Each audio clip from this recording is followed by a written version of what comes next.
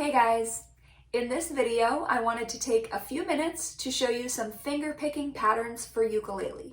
You belong among the wildflowers. I'm going to demonstrate on baritone, but I'll also display chord diagrams for concert or standard ukuleles as well. You might choose finger picking over strumming for a number of reasons, but I typically use it when I want to give a song a softer, more intimate feel. It's also great if you just want to play softly or accompany someone who has a quieter voice. So let's get to it. This first pattern is in 4/4, and I might use it for a song like Wildflowers by Tom Petty. You belong among the wildflowers. You belong somewhere you feel free. So the rhythm here is going to be pretty simple. 1 and 2 and 3 and 4 and.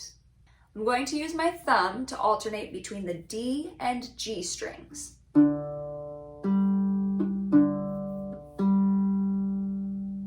And then my pointer and middle fingers will be assigned to the B and E strings respectively.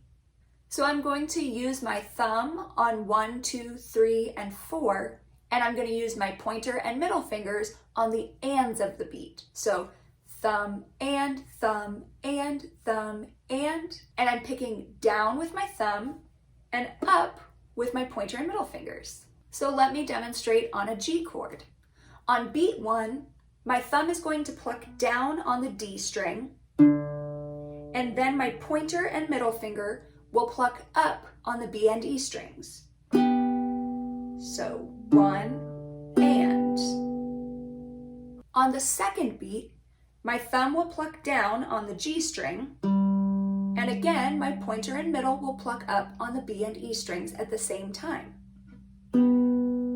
So 2 and. And then I would repeat that pattern for beats 3 and 4.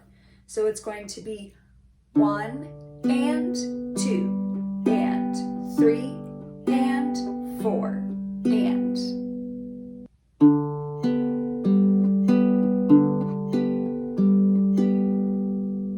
So once again, each time I move my thumb, it's downward, and when I move my pointer and middle fingers at the same time, it's a pluck upward. I'm also resting my pinky on the body of the ukulele to help me keep my place. Eventually, I want to get to a place where I don't need to rest my pinky on the body, but I think it's totally fine if that helps you. So let's practice that pattern on a chord progression of G, E minor, A minor, D7. 1 and 2 and 3 and 4 and.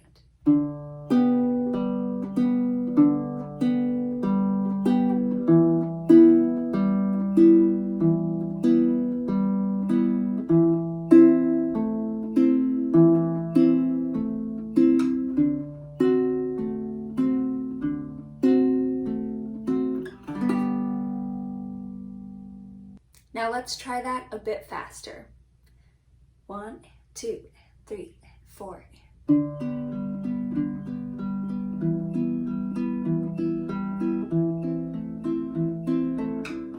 One more time.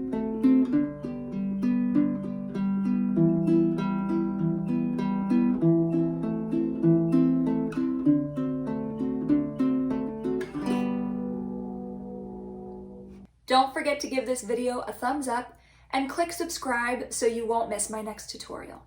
This next pattern is going to be in 3/4 time, and I would use it for a song like the Tennessee Waltz.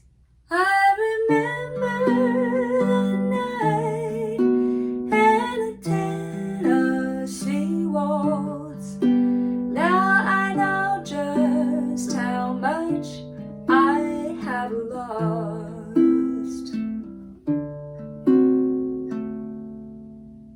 In this pattern, I'm basically assigning my thumb to the D string, my pointer to the G string, my middle finger to the B string, and my ring finger to the E string. Once again, I'm going to be plucking the B and E strings at the same time, but in this pattern, I'm doing it with my middle and ring finger instead of my pointer and middle finger, like the last one. The rhythm here is 1 and 2, 3, 1 and 2, 3, and so on. On beat 1, I'm going to pluck down on the D string with my thumb. Then on the and of 1, I'm going to pluck up on the G string with my pointer.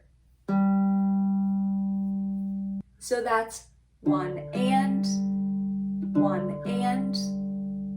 On beat 2, I'm going to pluck up on the B and E strings with my middle and ring fingers, very similar to the last pattern.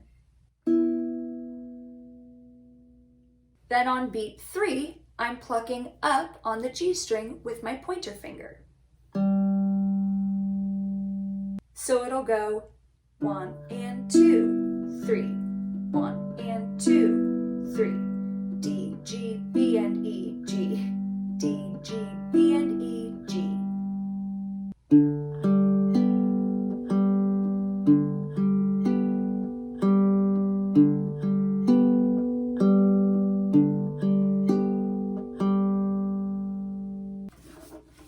I'm gonna kill this fly. Ugh. So once again, let's practice that on a chord progression of G, E minor, A minor, D7. 1 and 2 and 3 and.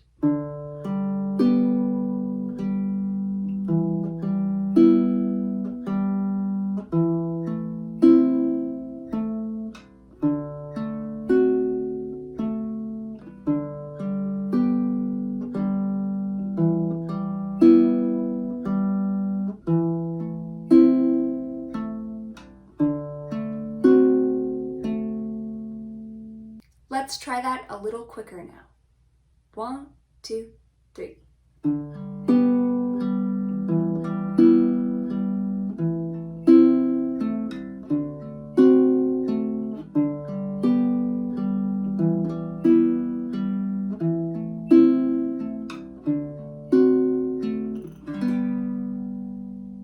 I'll often play this pattern with swung eighth notes, like with Tennessee Waltz. So that sounds more like 1 and 2, 3, 1 and 2, 3, 1 and 2, 3, 1 and 2, 3.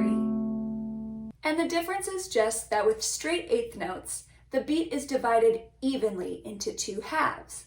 1 and 2 and 3 and. With swung eighth notes, it's based on a triplet feel, so you get this bounce of 1 and 2 and 3 and. Don't think about it too hard if that confuses you, just play what feels natural to you.